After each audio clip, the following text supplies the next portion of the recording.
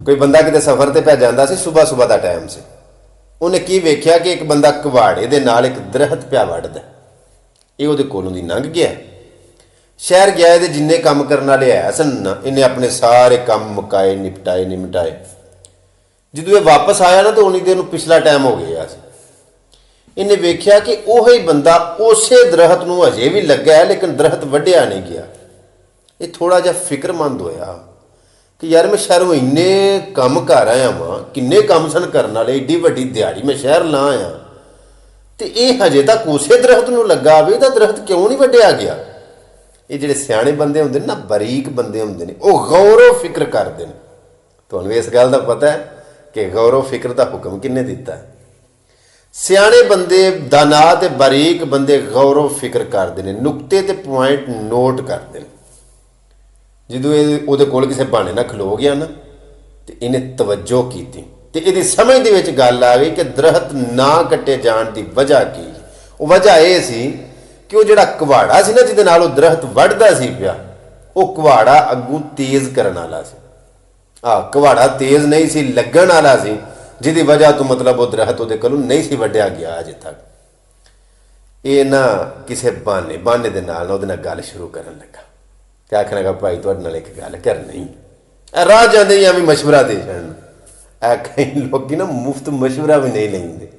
जे उन्होंने चंगा मशवरा मुफ्त लभ जाना तो आंदे ने एवं लग्या, एवं लम्मियां प्यार छड्ड दे। जिथे रुपये दे के फीस दे के मशवरा फीस दे के वो मशवरा लैना पे ना, वो कदर करते हैं, टाइम लेंदे ने। फिर वो ये उन्होंने आखन लगा कि भाई एक मैं मशवरा देना, तो मुफ्त मशवरा। उन्हें आख्या कर गल। अपने ना उन्होंने गुस्सा चढ़िया कि मैं काम लगा तो मैनू काम छड़ा के मैनू मशवरे देन लगा। उन्हें आख्या कर गल। उन्हें आख्या भाई यह जिहड़ा तुहाडे कोल कुहाड़ा है ना, एक कुहाड़ा तुहाडा तेज़ नहीं, जिहदी वजह तो तुहाडा अजे तक दरख्त नहीं वढ़िया गया। अगर तुसां दरख्त वढ़ना है ना, तो इंज करो भी अपना कुहाड़ा तेज़ कर लो जां बदल लो। उन्होंने बड़ा गुस्सा चढ़िया। वो आखन लगा मेरे को इन्ना टाइम है भी कि मैं हुणे कुहाड़ा तेज़ करदा फिरां? इन्ना किहदे कोल टाइम है? इन्ने वेले नहीं असीं कि दूजा कुहाड़ा लैन जाइए या कुहाड़ा बदलन जाइए या इनू तेज़ करन लग पईए, तो उन्ना टाइम साडा जाया होवे। नहीं, जा तू अपना काम कर जा, सानू नहीं चाहिए तेरे मशवरे। वो उस कुहाड़े नाल लगा रहा। वो फिर किन्निया दिनां बाद जाके किते वो दरख्त वढ़िया गया, किन्निया दिनां बाद।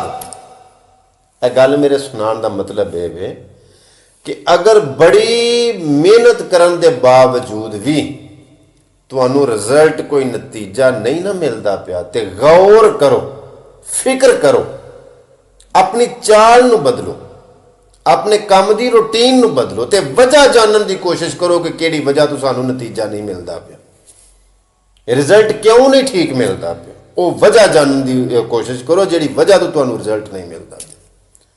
लेकिन यह दौर ऐसा है कि जो किसी को समझाने की कोशिश करिए ना, मुफ्त मशवरा दईए या गाइड करिए, तो बंदे गुस्सा करते हैं, रेंज होंगे ने। वो आते ने सानू मशवरा देना, असा सारे जमाने का पानी पीता, सानू लग्या आके हुण सुनाण दो है, यानी कि मैं मैनू तू मैनू समझाएगा।